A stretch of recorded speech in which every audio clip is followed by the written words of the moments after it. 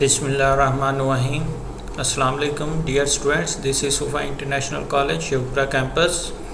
I am your lecturer Muhammad Al-Hanwar, and I will teach you the course of Mechanics 508, and this is our first lecture.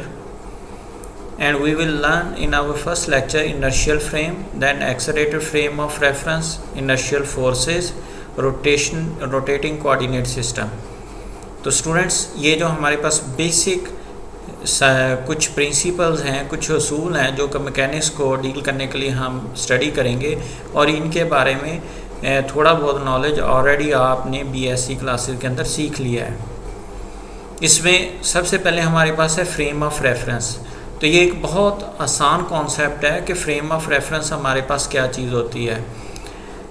जिस एक reason के लिहाज से आप दूसरी चीज़ को डिस्कस कर रहे हो, वो हमारे पास फ्रेम ऑफ रेफरेंस लिया जाता है। जिस तरह आप लैब के अंदर खड़े हैं और आपके करीब से एक गाड़ी गुजरती है और गाड़ी के अंदर बच्चे कुछ चीज़ कर रहे हैं या खेल रहे हैं फ़र्ज़ करें, तो उस लिहाज से आप जो लैब के लिहाज से उस गाड़ी को स्टडी करेंगे तो वो एक फ्रेम ऑफ रेफरेंस आपके पास लैब, जिसके मुताबिक गाड़ी के अंदर कुछ बच्चे खेल रहे हैं। अगर वो बच्चे आपस में एक दूसरे के लिहाज से डिस्कस करें तो वो उनका एक अलग फ्रेम है, वो एक दूसरे अपने फ्रेम के लिहाज से, गाड़ी के फ्रेम के लिहाज से रेस्ट के अंदर है।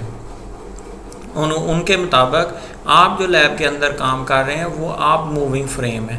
तो ये एक फ्रेम ऑफ रेफरेंस का कॉन्सेप्ट है, और ये सबसे पहले जो फ्रेम ऑफ रेफरेंस का कॉन्सेप्ट है ये गैलीलियो ने पेश किया था। बहुत सारे लोग इस बात को गलत समझते हैं कि शायद एल्बर्ट आइंस्टाइन ने सबसे पहले फ्रेम का कॉन्सेप्ट इंट्रोड्यूस करवाया, तो ये बात गलत है। सबसे पहले फ्रेम ऑफ रेफरेंस का कॉन्सेप्ट गैलीलियो ने इंट्रोड्यूस करवाया था। अब उसके बाद ये है कि इनर्शियल फ्रेम क्या चीज़ होती है। इनर्शियल फ्रेम ये होती है कि अगर कोई बॉडी हमारे पास कांस्टेंट वेलोसिटी के साथ मूव करे, कांस्टेंट स्पीड के साथ मूव करे, तो वो हमारे पास एक इनर्शियल फ्रेम होगा। उसकी वेलोसिटी चेंज ना हो। अगर उसकी वेलोसिटी चेंज नहीं होगी तो उसका एक्सेलरेशन ज़ीरो होगा, क्योंकि वेलोसिटी का अगर हम टाइम के हिसाब से डेरिवेटिव लें तो हमें एक्सेलरेशन मिलता है। तो लिहाजा उसका एक्सेलरेशन चूँकि ज़ीरो होगा, इस वजह से वो हमारे पास एक जो फ्रेम आएगा वो एक इनर्शियल फ्रेम आएगा। तो जो हमारी ज़मीन है ये आलमोस्ट 100% तो नहीं आप कह सकते, 99.99% इसको हम इनर्शियल फ्रेम लेते हैं। तो इसके ऊपर जो एक्सपेरिमेंट किए जाते हैं वो भी हमारे पास एक इनर्शियल फ्रेम के एक्सपेरिमेंट्स ही कंसीडर किए जाते हैं। तो या तो हमारे पास बॉडी रेस्ट के अंदर हो या कांस्टेंट वेलोसिटी के साथ मूव करे, इस फ्रेम को हम इनर्शियल फ्रेम कहेंगे। या आप उसको ऐसे भी कह सकते हैं उसका एक्सेलरेशन हमारे पास क्या हो, ज़ीरो हो। ज़ीरो से मुराद वो कांस्टेंट है, चेंज नहीं हो रहा। उसके बाद इनर्शियल फोर्स क्या होगी। इनर्शियल फोर्स ये है कि अगर हमारे पास कोई भी ऑब्जेक्ट है उसके ऊपर आप फोर्स अप्लाई करें और वो उसको रेजिस्ट करे, उसको हम इनर्शियल फोर्स कहेंगे। जिस तरह यहाँ पे आपको मैं इसको पढ़ के बता देता हूँ। When an external force is applied on an object it will resist a change in velocity और एक्सेलरेशन। जिस तरह इसकी एग्जांपल इस तरह ले सकते हैं, गाड़ी चलती आ रही है, उसकी कांस्टेंट वेलोसिटी है। जब आप उसके ऊपर फोर्स लगाएंगे तो वो जो आप फोर्स लगाएंगे जिसको गाड़ी अपोज करेगी, रेजिस्ट करेगी, वो एक इनर्शियल फोर्स होगी।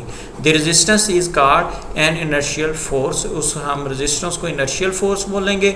और जो हमारे पास since it is not an applied और external force, it is also called factitious. इसको फैक्टिटियस या सुडो फोर्स भी कहते हैं। जिस तरह ये आपको एक यहाँ पे एग्जांपल के अंदर एक्सेलरेटेड फ्रेम की नेक्स्ट एग्जांपल दिखाई गई है कि हमारे पास एक्सेलरेटेड फ्रेम क्या होता है कि ये हमारे पास राइट साइड पे ये हम फिगर बनाई गई है। ये फिगर देखें, यहाँ पे ये हमारे पास एक बॉडी है विद वेलोसिटी v मूव कर रही है along x axis from some any point O A and OB. OA stand for observer at point A and observer at point B. तो after some time or after some seconds it moves from OA to OB. ये इस O से stand से O से मुराद क्या है? O से मुराद हमारे पास ऑब्जर्वर है एट पॉइंट A। यहाँ से लेकर हमारे पास ऑब्जर्वर B को स्टडी किया गया जो कि पॉइंट P के साथ यहाँ पे हमारे पास किसी एक जगह पे पहुँच जाता है किसी एक टाइम पे। तो उसके लिहाज से अगर हम इसके वेक्टर ड्रॉ करें, ओरिजिन के लिहाज से ये आर ए वेक्टर होगा, फिर ये हमारे पास आर बी वेक्टर होगा। आप इनका जो वेक्टर सम है उसके मुताबिक आप उसको स्टडी करके देखें तो हमें उसका जो ट्राइंगुलर लॉ है उसके ऊपर हम अप्लाई करेंगे तो हमें उसके लिए जो भी रिजल्टेंट है वो मिल जाएंगे। तो ये एक्सेलरेटेड फ्रेम यही चीज़ है हमारे पास, ये r A is equal to r B plus v t. V t को आप एस भी लिख सकते हैं, एस से बड़ा डिस्टेंस है, यानी कि डिस्टेंस हमने ऐड किया ये कितना मूव किया। लेकिन अगर उस डिस्टेंस की बजाय अगर आप टाइम की फॉर्म के अंदर लिखना चाहें तो आप वी टी लिख लें। अगर हमारे पास टाइम उसका 1 सेकेंड हो, आप यहाँ पे 1 लिखेंगे तो ये हमारे पास वी टाइम आ जाएगा। Understand students? तो अब उसके बाद ये है कि हमारे पास जो फैक्टिटियस है या जो non inertial frame of reference है वो क्या चीज़ है। जिस तरह ये देख सकते हैं इस फिगर के अंदर हमारे पास एक इनर्शियल ऑब्जर्वर खड़ा है, यानी कि ज़मीन के ऊपर है तो इस वजह से ये इनर्शियल फ्रेम में है, तो लिहाजा ये इनर्शियल ऑब्जर्वर है। जबकि इसके करीब से एक रेल गुजर रही है जिसके अंदर हमने एक पेंडुलम को लटकाया हुआ है।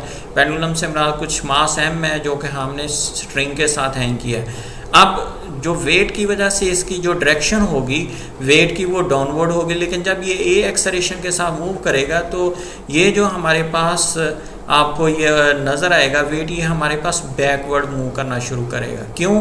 क्योंकि इसके एक्सेलरेशन ए जब अप्लाई होगा तो ये बैकवर्ड मूव करेगा, लेकिन इसका वेट डाउनवर्ड होगा, जिसकी वजह से इसके अंदर स्ट्रिंग के अंदर टेंशन टी जनरेट हो जाएगी। तो अब यही जो चीज़ है, इसका मतलब यहाँ पे जो इनर्शियल ऑब्जर्वर है ये बाहर से खड़ा होके इस रेल के ऊपर जो भी एक्सपेरिमेंट हो रहा है उसके लिए ये हमारे पास न्यूटन सेकंड लॉ को अगर अप्लाई करे F is equal to m a को, तो ये इसके ऊपर अप्लाई हो जाएगा, इसके ऊपर वैलिड हो जाएगा। लेकिन अगर इसी चीज़ को जो हमारे पास ये ऑब्जर्वर रेल के अंदर मूव कर जाए, यानी कि रेल के अंदर मूव कर जाए, तो अब ये जो हमारे पास ऑब्जर्वर है ये हमारे पास नॉन इनर्शियल फ्रेम के अंदर एंटर हो गया। अब जब इसको ये जो फोर्स बैकवर्ड फील होगी जो कि हकीकत के अंदर फोर्स नहीं है, तो इसको हम फैक्टिटियस या सूडो फोर्स बोलेंगे या एक इमेजिनरी फोर्स बोलेंगे जो इसको फील होगी, जो कि रियलिटी के अंदर एग्जिस्ट नहीं कर रही। तो ये हमारे पास एक नॉन इनर्शियल या फैक्टिटियस फोर्स का कॉन्सेप्ट है। तो लेकिन अब यहाँ पे एक बात ये इम्पोर्टेंट जहन के अंदर रखने वाली है कि जब नॉन इनर्शियल फोर्स या फैक्टिटियस फोर्स का कॉन्सेप्ट आता है तो वहाँ पे हम न्यूटन लॉ को ओबे नहीं करवा सकते। तो अगर न्यूटन लॉ को वहाँ पे आपने अप्लाई करवाना है तो उसके अंदर आपको कुछ चेंजेस करनी पड़ती हैं, और जो चेंजेस करनी पड़ती हैं उसी चीज़ को हम फैक्टिटियस या सूडो फोर्स का नाम देते हैं, या उसके अंदर आप ऐड करेंगे या उसके अंदर से माइनस करेंगे, ताकि जो न्यूटन सेकंड लॉ है वो नॉन इनर्शियल फ्रेम के अंदर एप्लीकेबल हो जाए। मैं दोबारा रिपीट कर रहा हूँ कि नॉन इनर्शियल फ्रेम के अंदर जो हम चेंजेस करते हैं न्यूटन्स लॉ को अप्लाई करने के लिए, उसको हम जो नॉन इनर्शियल फोर्स या फैक्टिटियस फोर्स का कॉन्सेप्ट का नाम देते हैं। तो यहाँ पे एक एग्जांपल ये है रोटेशन की फॉर्म के अंदर, जिस तरह ये हमारे पास टर्न टेबल है, ये रोटेट कर रहा है, इसका मास ये हमारे पास एक इनर्शियल ऑब्जर्वर है, तो इसको तो सिंपली ये फील होगा कि हमारे पास बॉडी मूव कर रही है, रोटेट कर रही है सर्कुलर फॉर्म के अंदर, जबकि इसका वेट डाउनवर्ड है, एक नॉर्मल फोर्स अपवर्ड लग रही है, ये सेंटर की तरफ इसको खींच रही है। लेकिन अगर ये जो इनर्शियल ऑब्जर्वर है ये नॉन इनर्शियल फ्रेम में चले जाए, यानी कि टर्न टेबल के ऊपर बैठ जाए, जिस तरह ये हमारे पास नॉन इनर्शियल, तो अब इसको ये फील होगा कि एक फोर्स बाहर की तरफ भी लग रही है जी। वो बिल्कुल ऐसे ही फील होता है जिस तरह आप तेज़ गाड़ी को जब कर्व करते हैं तो आपको एक फोर्स फील होती है जो बाहर की तरफ खींच रही होती है, वो हकीकत के अंदर नहीं होती, वो असल में आपको जिसको सेंट्रीफ्यूगल फोर्स का नाम देते हैं, जो सेंट्रीपिटल फोर्स की इक्वल फील होती है, तो वो आपको बाहर की तरफ खींच रही होती है, वो हकीकत के अंदर नहीं होती, वो जस्ट सिर्फ नॉन इनर्शियल ऑब्जर्वर के अंदर जाने की वजह से होती है। अगर वही चीज़ कोई ऑब्जर्वर इनर्शियल फ्रेम में देखे तो उसको वो फोर्स फील नहीं होती। तो यही चीज़ हमारे पास नॉन इनर्शियल फोर्स या सेंट्रीफ्यूगल फोर्स या फैक्टिटियस फोर्स का कॉन्सेप्ट है, जिसको आपने जहन में रखना है। और ये कितनी फोर्स होगी? ये उतनी ही फोर्स होगी जो सेंटर की तरफ खींचने के लिए यूज़ होती है, यानी कि जितनी सेंट्रीपिटल फोर्स रिक्वायर होती है उतनी ही सेंट्रीफ्यूगल फोर्स होती है, सेम मैग्नीट्यूड्स में होती है, सिर्फ साइन इसका नेगेटिव फॉर्म के अंदर लिखा जाता है ताकि वो उसको हम माइनस कर सकें उस सेंट्रीपिटल फोर्स में से। तो इसके बाद नेक्स्ट वाला जो कॉन्सेप्ट है वो हमारे पास है रोटेटिंग कोऑर्डिनेट सिस्टम का। तो स्टूडेंट्स आपने ये एक प्री क्लास इसमें प्री नॉलेज है आपका कि हमने वेलोसिटी और एंगुलर वेलोसिटी का जो हमारे पास एंगुलर फॉर्म के अंदर आपने रिलेशन पढ़ा होगा, v is equal to omega cross r. v हमारे पास लीनियर वेलोसिटी है, ओमेगा एंगुलर वेलोसिटी है, क्रॉस आर, आर हमारे पास रेडियस है। ये एक फार्मूला ऑलरेडी आप बीएससी क्लासेस में या एफएससी क्लासेस के अंदर पढ़ चुके हैं। ये लीनियर और एंगुलर वेलोसिटी का आपस में रिलेशन है हकीकत के अंदर, लेकिन यहाँ पे जो हमने ये फॉर्म लिखी हुई है ये हमने क्रॉस प्रोडक्ट की फॉर्म के अंदर फॉर्म लिखी है। अब यहाँ पे v हमारे पास लीनियर वेलोसिटी है, ओमेगा एंगुलर वेलोसिटी है और r जो है हमारे पास रेडियस है। यानी कि अगर हमारे पास कोई एक व्हील हो, गाड़ी हो, उसका टायर है, उसका कोई ख़ास रेडियस है, वो आगे की तरफ मूव कर रही है, तो वो जो सड़क के ऊपर मूव करेगी वो उसकी लीनियर वेलोसिटी होगी और जितना वो रोटेट करेगी वो उसकी एंगुलर वेलोसिटी होगी। अगर इनमें से आपको कोई सी दो चीज़ें दी गई हों तो आप तीसरी चीज़ को आसानी से फाइंड कर सकते हैं। तो अब ये यहाँ पे अगर हमने इसके अंदर चेंज चेक करनी हो, अब वही चीज़ है, यहाँ पे सिर्फ मैंने क्या किया है, यहाँ पे मैंने इसकी जगह पे a लिख लिया है, ठीक है, कि for a vector a of fixed length, इसकी कोई लेंथ फिक्स की गई है, ठीक है, rotating about the origin with constant angular velocity omega, the rate of change of a is, ठीक है, जो a के अंदर हमारे पास चेंज आएगी वो रेट ऑफ चेंज यानी कि टाइम के लिहाज से जो उसके अंदर तब्दीली आएगी लेंथ के अंदर, तो वो हमने उसको इस फॉर्म में लिख लिया।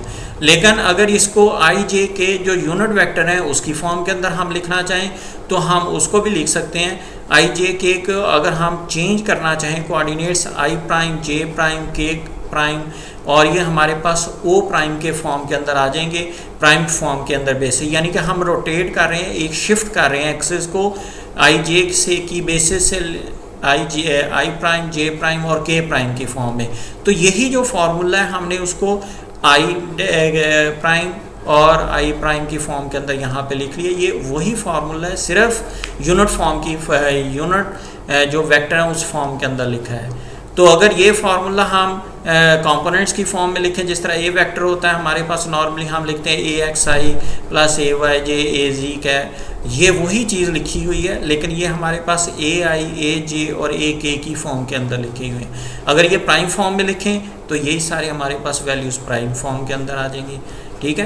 तो ये हमारे पास असल में हम कोऑर्डिनेट्स को शिफ्ट करना चाह रहे हैं, रोटेटिंग कोऑर्डिनेट, क्योंकि जब कोई भी वेक्टर रोटेट करता है तो उसके कोऑर्डिनेट्स चेंज होना शुरू हो जाते हैं। तो ये देखें, ये हमने डिफ्रेंशिएट कर दिया इसको टाइम के लिहाज से, ये देखें हमारे पास डिफ्रेंशिएशन। अच्छा, अब इसके लिहाज से आप देखेंगे जो हमारे पास ए के साथ ये हमारे पास ए प्राइम के साथ आ जाएगी, फिर उसके बाद जे के साथ, के साथ। आप ये वाला जो फैक्टर है इसको इसके साथ भी लिख सकते हैं, जिस तरह A I dash omega cross I cap. ये हमारे पास असल में ये फैक्टर मैं बाद में लिखें, ये आप इसका इसके साथ, जे वाले का जे वाले के साथ और के वाले का के वाले के साथ हम ये प्राइम फॉर्म के अंदर ओमेगा एंगुलर वेलोसिटी की फॉर्म में ये लिख सकते हैं। जिस तरह आई जे के आपने ये देखे प्रीवियसली ये वैल्यूज़ इसकी ये स्टडी की हैं, ये देखें ये हमारे पास ये इस फॉर्म में आई जे के की फॉर्म में, ये आई डैश, ये इस फार्मूले को आप इसके अंदर यहाँ पे पुट करेंगे तो ये हमारे पास ये फार्मूला बन जाएगा। अब अगर टाइम के हिसाब से कोई सी भी वेक्टर का डेरिवेटिव लें तो उसको डॉट के साथ भी लिखा जा सकता है। अगर आप उसको एक्स वाई जे के हिसाब से लें तो आप उसको डैशेस से लिख सकते हैं। ये चूँकि फर्स्ट डेरिवेटिव है, इसको आप ए डॉट लिख लें तो ये हमारे पास ए आई के प्राइम और with respect to time derivative आ जाएगा, आई प्राइम का आ जाएगा, और सेम इसी तरह जे प्राइम और के प्राइम के साथ वेक्टर लिखे जाएंगे, ठीक है। तो ये यही चीज़ हमारे पास जो वेक्टर फॉर्म में है, इसको हम अगर एक्सपेंड करके लिखना चाहें तो ये हमारे पास A prime plus omega cross A, ये यही वो चीज़ है जिसको हम पिछले ये रिज़ल्ट के अंदर जब पुट करेंगे तो ये हमारे पास जो रिज़ल्ट है ए वाला, तो ये हमारे पास रिज़ल्ट ये बन जाएगा rate of change of a with respect to t is equal to a prime plus omega cross a के इक्वल आ जाएगा। अच्छा, अब इसके बाद ये है कि हमारे पास equation of motion in a rotating frame, अगर हमारे पास रोटेटिंग फ्रेम के अंदर इक्वेशन ऑफ मोशन आ जाए तो ये हमारे पास फार्मूला क्या बन जाएगा, जिस तरह डी आर हमारे पास कोई लेंथ है, जो भी हमने फार्मूला पढ़ा है ये उसी के इक्विवेलेंट फार्मूला यहाँ पे D A over D T हमारे पास ये first derivative plus omega cross ए है, और लेकिन ये चीज़ हमने आर के साथ लिख ली है, ठीक है, क्योंकि रोटेशन के अंदर हम नॉर्मली हम रेडियस लिखते हैं और रेडियस को हम आर डॉट के साथ लिख सकते हैं, तो ये वही फार्मूला है। अब इसका आप सेकंड डेरिवेटिव लें, सेकंड डेरिवेटिव असल में रेडियस का क्या होता है, ये हमारे पास एक्सेलरेशन होता है। फर्स्ट डेरिवेटिव लें तो वो वेलोसिटी आ जाती है, सेकंड डेरिवेटिव लें तो वो एक्सेलरेशन आ जाता है। तो ये हमने दोबारा उसका डेरिवेटिव यहाँ पे ले लिया, ये देखें ये हमारे पास डेरिवेटिव लिया, जब आप इसको डेरिवेटिव लेंगे तो ये हमारे पास एक्सपैंड होकर ये आ जाएगा। आप इसके बाद इसको सिंप्लीफाई करें तो ये हमारे पास नेक्स्ट वाला स्टेप ये आ जाएगा, तो ये देखें हमारे पास ये फोर्स मिल जाएगी। अच्छा, अब ये हमारे पास क्या बताता है, ये हमारे पास एम आर डबल डेरिवेटिव से क्या मुराद है, यानी कि रेडियस का पहला डेरिवेटिव लें वेलोसिटी, दूसरा डेरिवेटिव लें एक्सेलरेशन। इसका मतलब ये है कि ये हमारे पास फोर्स आ गई, फोर्स किसके इक्वल होगी, एफ टोटल, जो टोटल फोर्स है, माइनस उसमें से कर दें 2m ओमेगा, ये हमारे पास जो हमने ये ऊपर वाला जो रिलेशन है, ये जो सिंप्लीफाई किया है, ये हमारे पास उसी के इक्वल आ जाएगा। तो ये उसने कहा है the last two terms of the right hand side are apparent of inertial और फैक्टिटियस फोर्स। ये जो हमारे पास ऊपर वाली टर्म्स हैं, ये जो दो लास्ट वाली टर्म्स हैं, ये हमारे पास फैक्टिटियस फोर्स को या नॉन इनर्शियल फोर्स को एक्सप्लेन कर रही हैं, arising because we are measuring position with respect to axis which are themselves rotating. चूँकि हम एक एक्सिस के साथ हिसाब से इनको स्टडी कर रहे हैं बजाते खुद, जिसके अंदर हमारे पास एक्सिस रोटेट कर रहे हैं, तो इस वजह से ये हमारे पास जो आखिरी दो टर्म्स आई हैं ये हमारे पास नॉन इनर्शियल फ्रेम की वजह से इसके अंदर इंट्रोड्यूस हो गई, और ये जो हमारे पास नॉर्मल टर्म्स हैं ये हर किसी इनर्शियल फ्रेम के साथ यही आएंगी। तो अब ये जो दो टर्म्स हैं ये असल में न्यूटन्स के सेकंड लॉ को वैलिड करने के लिए, अप्लाई करने के लिए हमने ये यूज़ की हैं। अगर ये इसको हम ना लिखते तो इसका मतलब ये था कि वहाँ पे हम उसको अप्लाई नहीं कर सकते न्यूटन लॉ को नॉन इनर्शियल फ्रेम के अंदर। तो इस तरह करके किसी भी एक फ्रेम से दूसरे फ्रेम के अंदर जब आपकी कोई बॉडी रोटेट करे, मूव करे, तो उसको न्यूटन लॉ को वैलिड करने के लिए उसकी टर्म्स के अंदर हमें या कुछ एडिशन करनी पड़ती है या हमें उसके लिए कुछ सब्ट्रैक्शन करनी पड़ती है, जो कि हमारे पास ये फैक्टिटियस या non inertial frame of reference की फॉर्म के अंदर लिखा होता है।